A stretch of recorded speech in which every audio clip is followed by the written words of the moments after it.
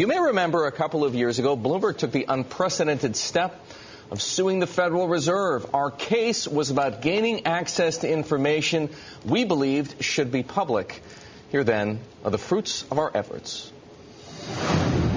They're the numbers the Federal Reserve said were too dangerous. Numbers that for the first time reveal the staggering sums the world's biggest banks borrowed from the Fed during the credit crisis. To get these numbers, Bloomberg fought the Fed all the way to the Supreme Court. Then we spent months crunching 29,000 pages of data and deciphering 18 giant spreadsheets.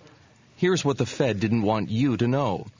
From August 2007 to April 2010, the central bank put $1.2 trillion of public money at risk in secret loans to financial institutions. Almost 400 companies, some of them controlled by foreign governments, borrowed at least $20 million a day from the Fed. Several needed more, much more, like Morgan Stanley. The Wall Street firm was so close to going bust in September 2008 that it tapped the Fed for $107 billion, the most of all. Then there's Royal Bank of Scotland. For 661 days, almost 2 whole years, the British lender owed the Fed an average of $21 billion. The central bank even helped Barclays buy Lehman Brothers' U.S. assets. We'll never know if the Fed was right, that releasing these numbers would have triggered a collapse of confidence in the financial system and chaos on Wall Street. All we know is the public had a right.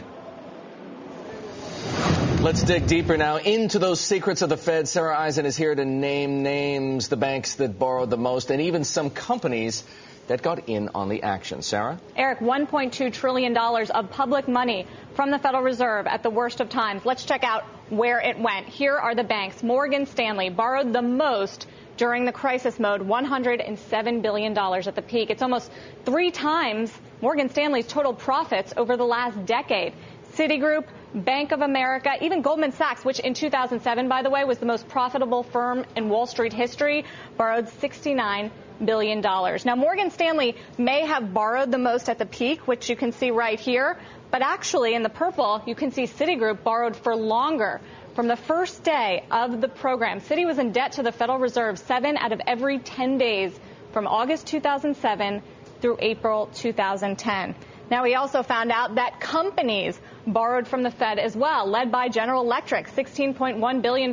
Ford, Toyota, and even Caterpillar had to borrow $360 million. Now, we calculated all of it, added all up, $1.2 trillion from the Federal Reserve, and we figured out that that represents 539 Olympic-sized swimming pools of $1 bills. Eric, this is more than 20 times the amount that the Fed has ever lent in history. The last big borrowing came from the Federal Reserve September 12, 2001, right after September 11th. But if you look at these numbers, that pales in comparison to what we saw during the crisis. These dwarf not just that program, but the other emergency programs, the ones that we know a whole lot more about, say TARP, enacted by Congress. That was public. All of this was secret. We had, as we've pointed out, we had to sue the Fed to go and get this information. It wasn't just Bloomberg. We were joined by other media companies, Fox among them, for example, because the public does have a right to know. If we can know that much about TARP and so little about this,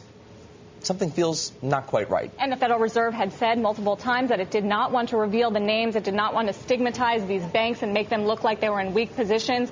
But here we are, the names of the Fed. And really, the 2 highlights here, Eric. Morgan Stanley borrowed the most during the peak of the crisis. Citigroup borrowed the longest. Well, the other thing that we talked about a little bit earlier in the show, and we really need to bring back here, is the idea that it's not just American banks. You named some of them, Goldman Sachs, Bank of America, Citigroup, Morgan Stanley, but European banks as well. In fact, half of the biggest borrowers from the Fed were European banks, like the Royal Bank of Scotland. I mentioned it a little bit earlier. 661 days borrowing from the Fed, an average of $21 billion, but also up on that list, UBS, Dexia, another bank still on the ropes. Hypo Real Estate, the German bank. Okay, this is a staggering figure, folks.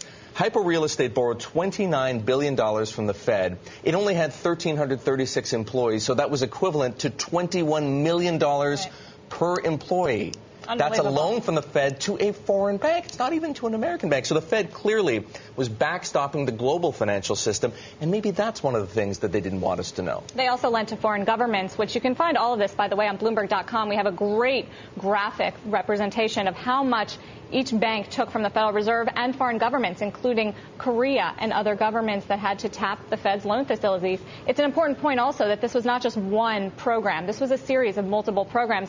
Citigroup, who borrowed the longest, took all 6 programs at one time. When the stock dropped below $3, it was tapping all 6 of the Fed's borrowing programs. Plus the discount.